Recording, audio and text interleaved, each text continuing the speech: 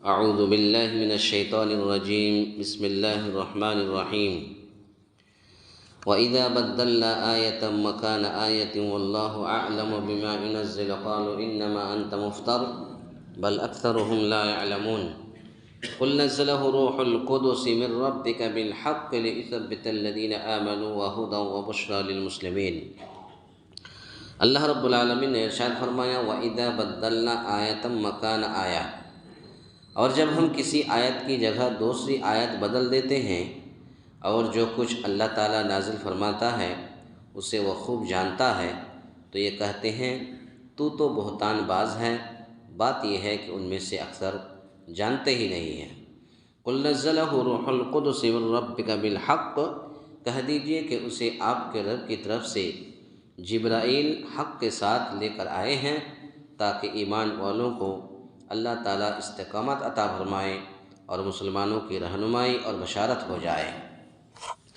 سورۃ النحل کی آیت نمبر 101 اور 102۔ اس آیت کریمہ کے اندر اللہ رب العالمین نے ہمیں اور آپ کو یہ پیغام دیا ہے کہ مشرکین کے ایک اعتراض اور اس کی تردید ہے۔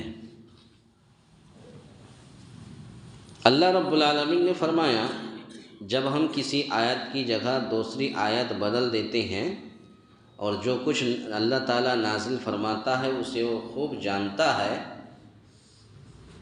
تو یہ کہتے ہیں کہ تو بہتان باز ہے۔ بات یہ ہے کہ ان میں سے اکثر جانتے ہی نہیں ہیں، یعنی ایک حکم منسوخ کر کے اس کی جگہ دوسرا حکم نازل کرتے ہیں۔ ناسخ اور منسوخ اس کے بارے میں بڑی لمبی بحث ہے۔ اگر کوئی دیکھنا چاہتا ہے تو سورہ بقرہ آیت نمبر 106 کے اندر تفسیر موجود ہے۔ موٹی بات یاد رکھ لے کہ ناسخ اور منسوخ کہتے ہیں بہت ایسی جگہ اللہ رب العالمین نے قرآن کی آیت کو نازل کیا، لیکن پھر اس کو منسوخ کر کے پھر دوسری آیت نازل کر دیا۔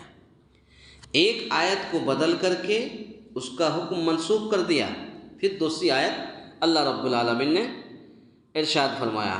مثال کے طور پر اللہ رب العالمین نے فرمایا ما ننسخ من آیت او ننسها نأتی بخیر منها او مثلها۔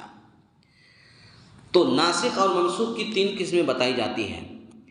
ایک قسم یہ ہے کہ اللہ رب العالمین کسی آیت کی جگہ یعنی ایک آیت کو بدل کر کے اللہ رب العالمین دوسری آیت کو لاتا ہے، نازل فرماتا ہے۔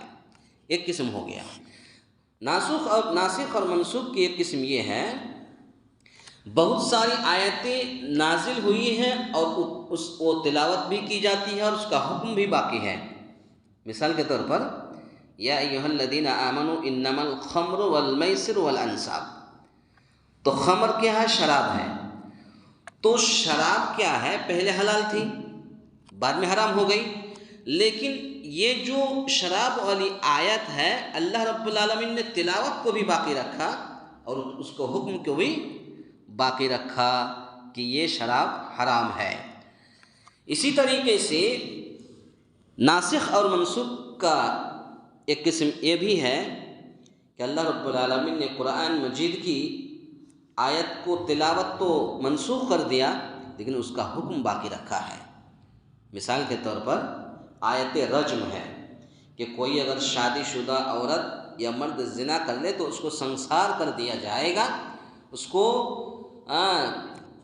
ہلاک و برباد کر دیا جائے گا۔ تو یہ قرآن کی آیت نہیں ہے لیکن اس کا حکم باقی ہے، یعنی اس کو سنسار کر دیا جائے گا۔ تو ناسخ اور منسوخ کی کئی قسمیں ہیں، تو یہاں پر یہی بتا رہے ہیں کہ یعنی ایک حکم منسوخ کر کے اس کی جگہ دوسرا حکم نازل کرنا، اور یہ سب اللہ رب العالمین کرتا ہے۔ تو جب یہی پیغام لے کر کے اللہ کے نبی صلی اللہ علیہ وسلم مشرکین مکہ کے پاس گئے کہ دیکھو اللہ نے اس حکم کو منسوخ کر دیا ہے اور یہ حکم نازل کیا ہے، تو یہ مشرکین مکہ کہتے ہیں کہ تو بہتان باز ہے، تو اللہ پر جو ہے بہتان باندھتا ہے، اللہ پر الزام لگاتا ہے۔ بات یہ ہے کہ ان میں سے اکثر جانتے ہی نہیں ہے۔ تو جس کی حکمت و مصلحت اللہ تعالیٰ خوب جانتا ہے کہ اللہ رب العالمین نے ایک آیت کو نازل کر کے اس کا حکم منسوخ کر کے پھر دوسری آیت نازل کیوں کیا؟ تو اللہ تعالیٰ ہی زیادہ جانتا ہے اس کی مصلحت کیا ہے، اس کی حکمت کیا ہے، اور اس کے مطابق وہ احکام میں رد و بدل فرماتا ہے۔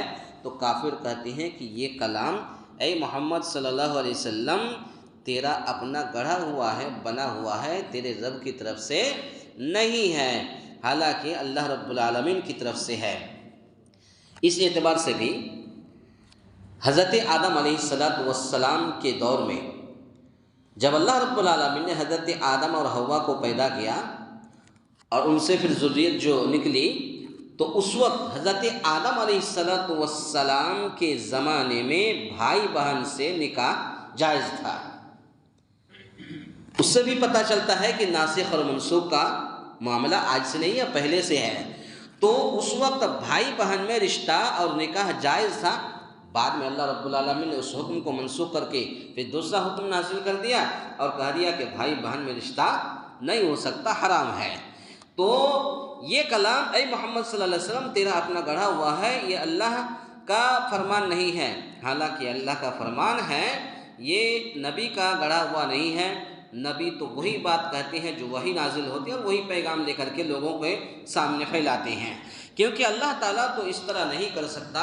اللہ تعالیٰ فرماتا ہے کہ ان کے اکثر لوگ بے علم ہیں، اس لیے یہ نسخ کی حکمتیں اور مصلحتیں کیا جانے۔ مزید اگر وضاحت کے لیے اگر کوئی جاننا چاہتا ہے، سورہ بقرہ آیت نمبر 106 کا حاشیہ دیکھیں، اس کے بعد اور حاشیہ و تفسیر ابن کثیر کے اندر دیکھیں، تفسیر فتح القدیر کے اندر دیکھیں، تفسیر نصفی کے اندر دیکھیں، تو یہ سب ساری چیزیں عربی تفسیر ہے، وہ آپ دیکھ سکتے ہیں۔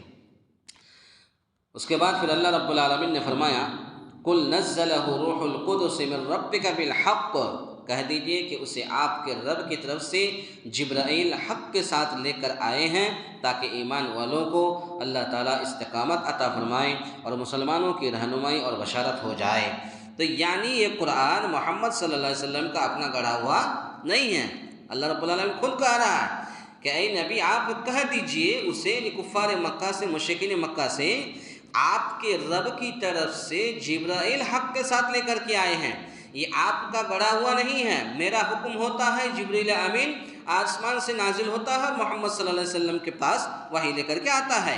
تو یہ قرآن محمد صلی اللہ علیہ وسلم کا اپنا گڑھا ہوا نہیں ہے، بنایا ہوا نہیں ہے، بلکہ اسے حضرت جبریل امین علیہ السلام جیسے پاکیزہ ہستی نے سچائی کے ساتھ رب کی طرف سے اتارا ہے، جیسا کہ دوسرے مقام پر اللہ رب العالمین نے سورۃ الشعراء آیت نمبر 193 اور 194 کے اندر اللہ رب العالمین نے فرمایا نزل به الروح الامین علی قلبک لتکون من المنذرین، کہ اسے روح الامین جبریل امین علیہ السلام نے تیرے دل پر اتارا تاکہ آپ ڈرانے والوں میں شامل ہو جائیں۔ تو پتہ یہ چلا کہ یہ نبی صلی اللہ علیہ وسلم کا گڑھا ہوا قرآن نہیں ہے اور بنایا ہوا بات نہیں ہے، بلکہ اللہ رب العالمین کی طرف سے نازل ہوا ہے۔ اس لیے کہ وہ کہتے ہیں کہ ناسخ اور منسوخ دونوں رب کی طرف سے ہیں، اس کے علاوہ نسخ کے مسالے بھی جب ان کے سامنے آتے ہیں تو ان کے اندر مزید ثابت قدمی اور ایمان میں رسوخ پیدا ہوتا ہے۔ اور یہ قرآن مسلمانوں کے لیے ہدایت اور بشارت کا ذریعہ ہے، کیونکہ قرآن بھی بارش کی طرح ہے جس سے بعض زمینیں خوب شاداب ہوتی ہیں اور بعض میں خار و خس کے سوا کچھ نہیں اگتا۔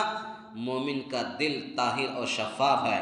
اللہ رب العالمین نے ایک مومن کی مثال اس بنجر زمین کی طرح دی ہے کہ جب آسمان سے بارش اللہ رب العالمین برساتا ہے تو بہت ساری زمینیں ایسی ہیں جو فوراً پانی کو جذب کرتا ہے، اور پانی کو جذب کرنے کے بعد طرح طرح کے پھل فروٹ، طرح طرح کی سبزیاں اگاتی ہیں۔ لیکن بعض زمین ایسی بھی ہیں جو آسمان سے بارش تو ہوتی ہے لیکن اس کے اندر جذب کا مادہ نہیں ہے اور نہ ہی اس کے اندر کوئی سبزی اگتا ہے اور نہ ہی کسی طرح کے کوئی پھل فروٹ آتا ہے۔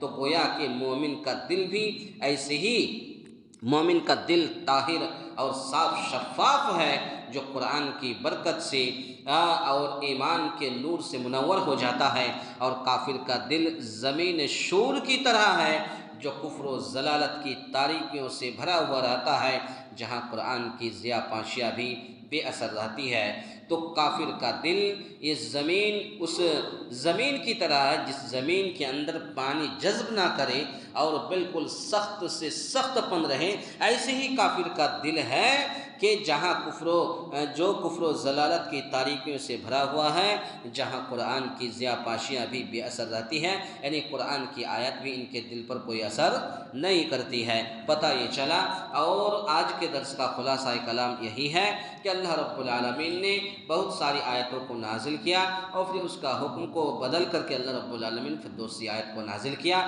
پھر کہیں کہیں اللہ رب العالمین نے حکم کو بھی باقی رکھا، تلاوت کو بھی باقی رکھا۔